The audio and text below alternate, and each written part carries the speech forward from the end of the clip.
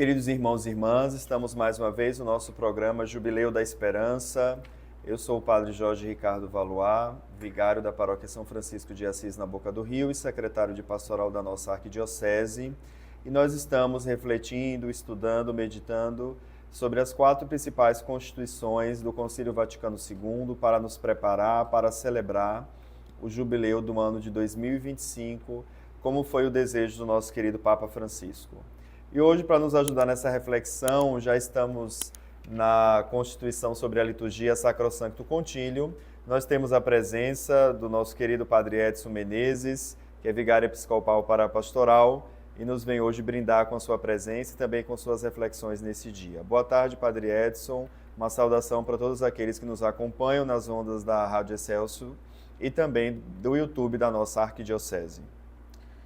É uma alegria poder participar desse processo que estamos fazendo de aprofundamento a respeito das 4 constituições do Concílio Vaticano II e hoje, de modo muito particular, sobre como devemos viver a Sagrada Liturgia. Muito bem. Dentre os principais temas da Sacrosancto Concilium, nós temos esse tema muito caro à nossa vida pastoral das nossas paróquias, que é justamente o tema do viver a liturgia na paróquia. Porque, de fato, a liturgia, as celebrações, são uma das experiências mais profundas, significativas que a comunidade cristã experimenta. Mas como é que a gente pode fazer, Padre Edson, da nossa liturgia mais ainda uma verdadeira experiência concreta de fé? Eu penso que o nosso povo, devido a uma influência cultural e tradicional, celebra com mais intensidade as festas dos padroeiros. Eu, por exemplo, tenho uma experiência muito particular na minha cidade, Salinas da Margarida, onde eu nasci, fui criado. Durante toda a minha infância, durante toda a minha adolescência e uma boa parte da juventude, a celebração mais forte e mais importante era a celebração da padroeira, Nossa Senhora da Conceição. Quando toda a comunidade se movimentava, as casas eram reformadas, pintadas, né? Cada um de nós comprava uma roupa nova para participar da missa da festa e chegava a banda de música, de modo que a festa do padroeiro era uma movimentação que toda a população ficava esperando. Eu não sabia o que era o ano litúrgico. Lá não se celebrava Páscoa, Natal e outras festas litúrgicas, mas a celebração do padroeiro com uma novena. Então, eu acho que a coisa mais importante é que nós possamos ajudar as pessoas que valorizam muito a questão da religiosidade popular, que possam celebrar e possam vivenciar as celebrações do ano litúrgico, de modo muito particular, a celebração da Páscoa, a preparação toda da Páscoa, a quaresma, o tempo, né? tempo da quaresma, depois a Semana Santa, a oitava da Páscoa. Quero destacar aqui, com relação à Semana Santa, o Tríduo Pascal, que é importantíssimo, quinta, sexta e sábado, e depois todo o tempo pascal, culminando com a celebração de Pentecostes. Então, eu acho que é muito importante que nas paróquias nós possamos explicar às pessoas a respeito do que é o ano litúrgico, da importância de se viver cada tempo, não é? Distinguindo entre festas, solenidades, memórias, e também celebrar a vida dos santos. Muitas vezes, a celebração dos santos, dos padroeiros, daquele santo de maior devoção, as pessoas não conhecem a vida daquele santo. Seria muito importante que também a vida dos santos fossem conhecidas. Então, eu acho que o que pode fortalecer a nossa fé é uma ajuda, uma orientação para que possamos viver intensamente o ano, viver e celebrar o ano litúrgico. Para isso é preciso uma formação à liturgia, né? Por isso a importância da pastoral litúrgica numa paróquia, porque as pessoas não vão celebrar bem aquilo que elas não conhecem. Então a importância de uma pastoral litúrgica que ajude as pessoas a entender aquilo que eles estão celebrando. Padre Jorge, é muito importante que em cada paróquia possa existir uma equipe litúrgica e que esses membros sejam também preparados e eles possam, juntamente com o padre ou com outras pessoas da comunidade, possam ajudar o povo a entrar nesse grande mistério da nossa fé. E não só entrar no mistério da nossa fé, mas preparar as celebrações de acordo com cada tempo, ficando atento para as leituras, os cânticos próprios e a mística de cada tempo, de cada festa, de cada solenidade e de cada memória. A celebração eucarística, por exemplo, é a celebração mais importante. Não pode ser improvisada, precisa ser preparada. E só prepararemos bem uma celebração sabendo o que vamos celebrar. Então, a preparação é muitíssimo importante. Uma das críticas que foram feitas à reforma da liturgia do Concílio Vaticano II é que se perdeu um pouco esse sentido do mistério. Porque antes a liturgia em latim, o padre rezava tudo à voz baixa, de costas para o povo, então permanecia aquele senso do mistério, do sagrado. E hoje, quando a gente vê a liturgia renovada, sobretudo quando ela é mal preparada, mal celebrada, uma certa banalização da liturgia. Então, esse não foi o desejo dos padres conciliares no Concílio Vaticano II, acabar completamente com essa dimensão do mistério, né? Então, a Eucaristia permanece para nós o mistério. Então, de que maneira a nossa pastoral litúrgica paroquial pode ajudar na recuperação desse sentido do mistério da Eucaristia? Eu acho que é muito importante que tenhamos consciência da grandeza, da riqueza, da importância desse mistério. Tendo o conhecimento, certamente prepararemos e realizaremos a celebração sem perder esse sabor de mistério, né? Sem perder esse sabor de mistério. Às vezes nós exageramos. Eu tive uma experiência agora, no sábado. Sim. Eu estava participando do Círio de Nazaré, olha que em Belém do Pará, e participando do Círio Fluvial, que é uma espécie de procissão realizada no rio, com muitas embarcações. E numa das embarcações que eu estava, aconteceu uma celebração da missa. Mas o barulho era tão forte. O barulho da celebração. Dos cânticos, muitos instrumentos, o microfone, o som altíssimo, de modo que o ambiente não favorecia uma concentração, quanto mais uma vivência do mistério. Então, muitas vezes nós exageramos nos gestos, no barulho, na movimentação. Tudo isso não ajuda a rezar. A coisa era tão forte que depois da missa eu me afastei daquele ambiente, porque o som era muito alto. Então, o que muitas vezes a gente constata em algumas celebrações é um certo exagero do modo de celebrar, da organização, arrumação do ambiente. E também com relação ao desenrolar da celebração.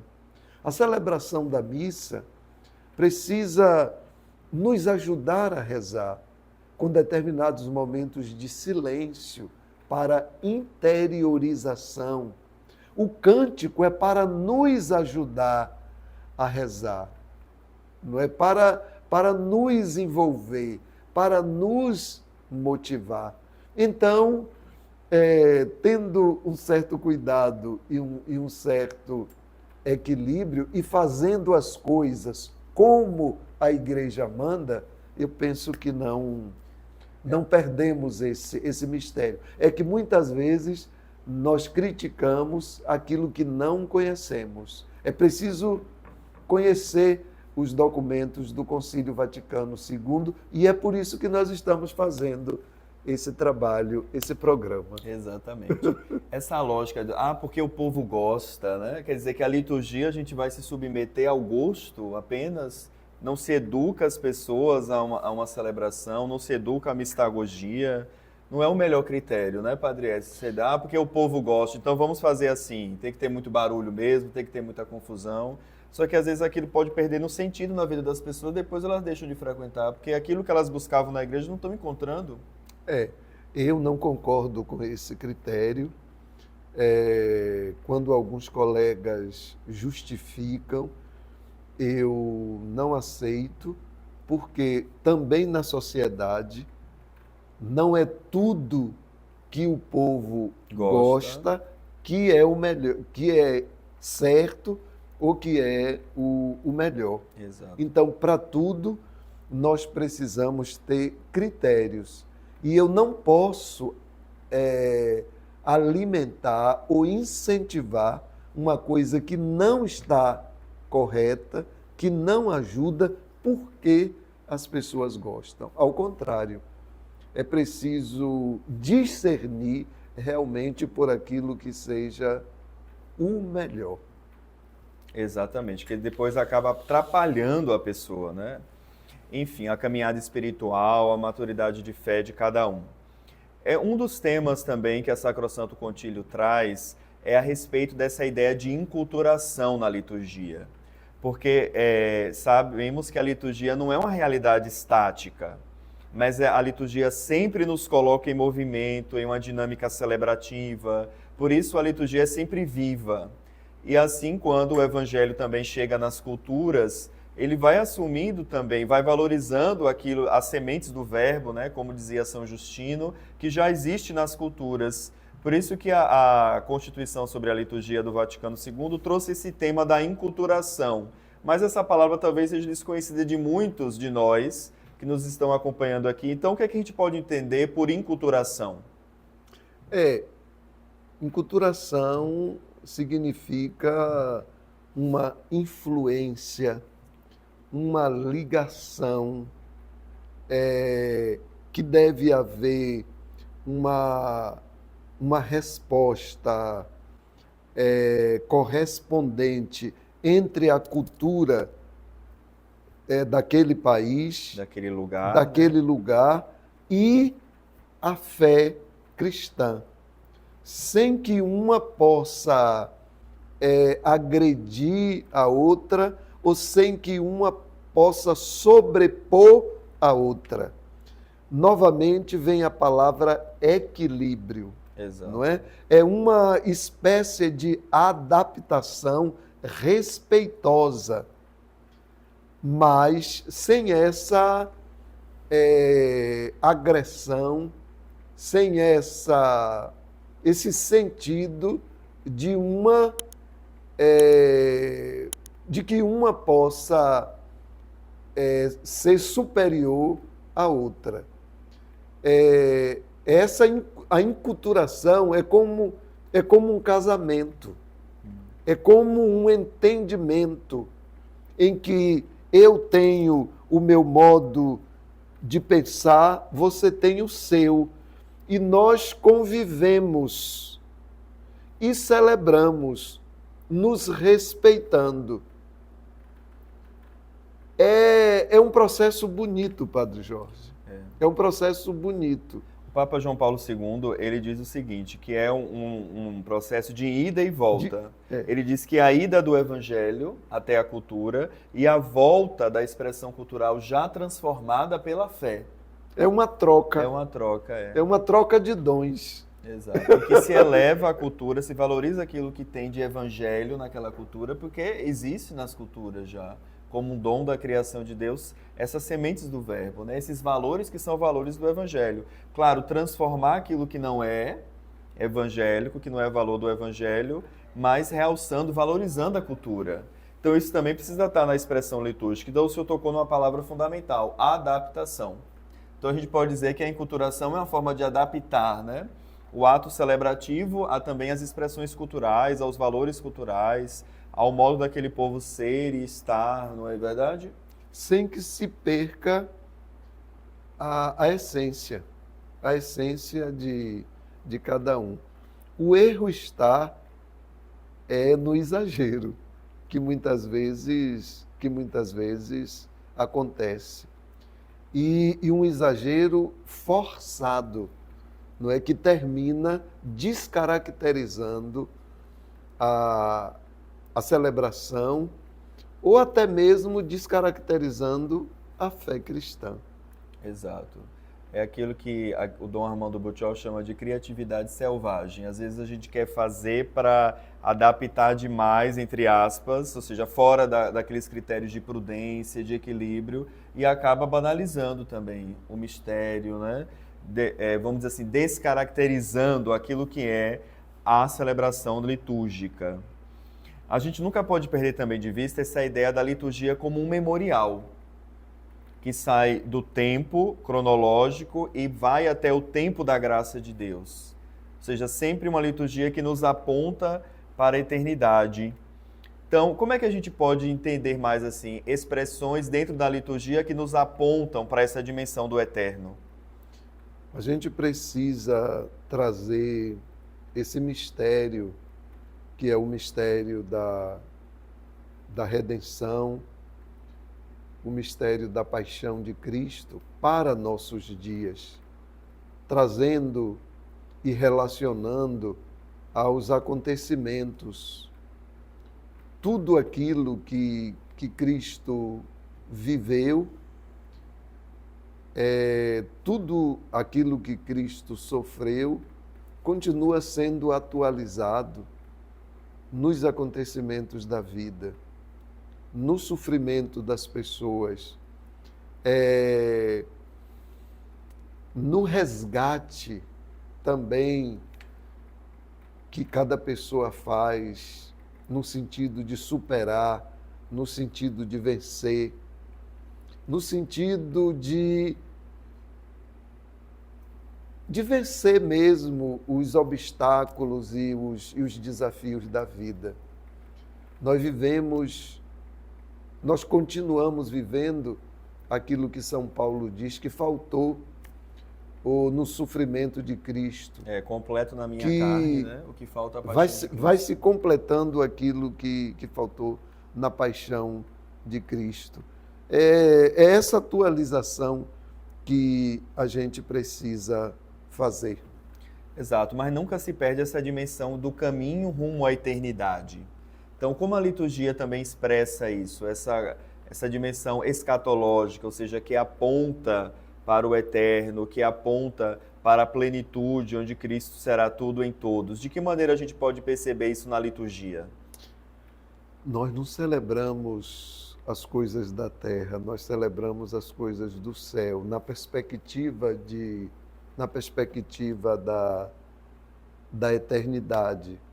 É essa antecipação que nós começamos a viver, que nós começamos a celebrar na liturgia, vislumbrando esse futuro que é a eternidade que Jesus Cristo nos prometeu. Me parece que tem um cântico que diz assim, que nós somos cidadãos Do infinito? do céu, nós somos cidadãos do infinito. Não é? Acho que é Padre Zezinho, Padre Zezinho. Padre Zezinho que canta. E essa eternidade que nós temos que vislumbrar, desejar, pois um dia nós iremos alcançar, nós iremos experimentar. Muito bem, o senhor falou uma coisa muito bonita. Nós celebramos as coisas do céu. De fato, a Sacrosanto Concílio nos pedia para ver a liturgia como um dom que nós recebemos do alto. Um dom como a fé.